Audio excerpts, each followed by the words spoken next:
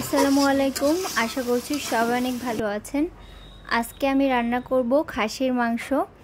গন্ধ ছাড়া খাসির মাংস কিভাবে রান্না করতে হয় তো আজকে আপনাদের সাথে শেয়ার করব।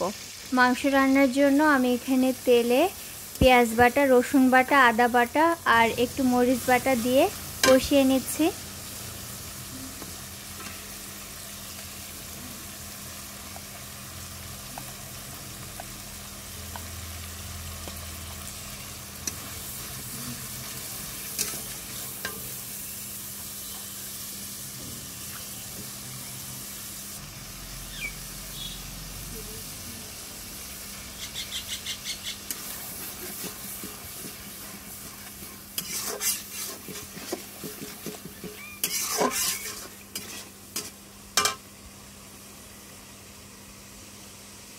স্বাদমতো লবণ ব্যবহার করছি। লবণ আর মরিচটা কিন্তু যার যার স্বাদ মতো দিতে হবে। আর এ পর্যায়ে গুঁড়া মশলাগুলোও আমি ব্যবহার করব। ধনিয়ার গুঁড়া আর জিরার গুঁড়া, স্বাদ মতো লবণ দিয়ে দিচ্ছি। লবণ আর মরিচ কিন্তু যার যার স্বাদ মতো দিয়ে নেবেন। আর এ পর্যায়ে আমি গুঁড়া মশলাগুলোও ব্যবহার করব। ধনিয়ার গুঁড়া, জিরার গুঁড়া, অল্প একটু মরিচের গুঁড়া আর হলুদের গুঁড়া দিয়ে মশলাটা আমি ভালোভাবে কষিয়ে নেব। আচ্ছা, এবার আমি আপনাদেরকে বলে দিই খাসির মাংসের আলাদা যে একটা গন্ধ থাকে এটা কিভাবে দূর করবেন। খাসির মাংস রান্নার আগে লেবুর রস আর একটু গোলমরিচের গুঁড়া আর সামান্য একটু লবণ দিয়ে মাংসটা 20 মিনিটের জন্য ম্যারিনেট করে নিন। দেখবেন রান্নার পরে কোনো গন্ধ থাকবে না। মশলা ভালোভাবে কষানোর পর এ পর্যায়ে খাসির মাংসগুলো মশলার ভিতর দিয়ে খুব ভালোভাবে কষিয়ে নেব। সুন্দরভাবে কষিয়ে নিতে হবে। আর কষানোর উপরে নির্ভর করে মাংসের টেস্ট। উপরে একটু পানি দিয়ে নিতে হবে।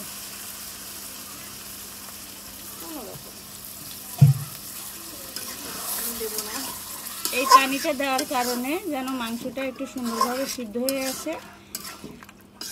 আর এই মাংসটা একটু কড়া করে কষিয়ে নিতে হবে, তারপর মাংসটার টেস্ট সুন্দর হবে।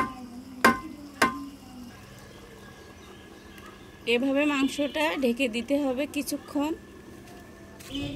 এখন ব্যবহার করব মাংসের মশলা। এই মাংসের মশলাটা ব্যবহার করার কারণে মাংসের টেস্ট কিন্তু দ্বিগুণ বেড়ে যাবে।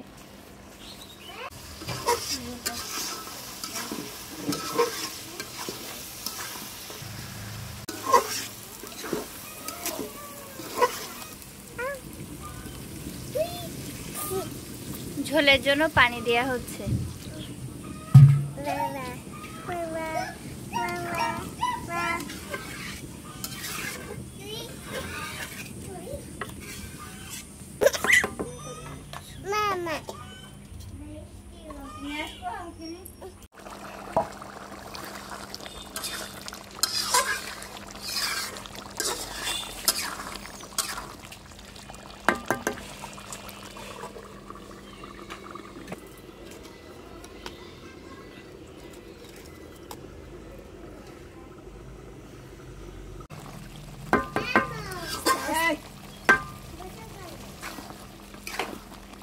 গোশ রান্না কিন্তু আমাদের প্রায় শেষ।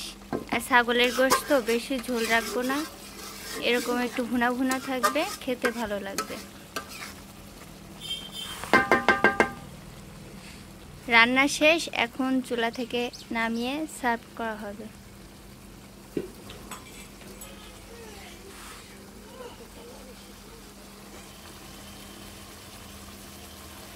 তো এটাই ছিল আমার আজকের ভিডিও। কেমন লাগলো অবশ্যই কমেন্টস করে জানাবেন আর সাবস্ক্রাইব করে অবশ্যই পাশে থাকবেন।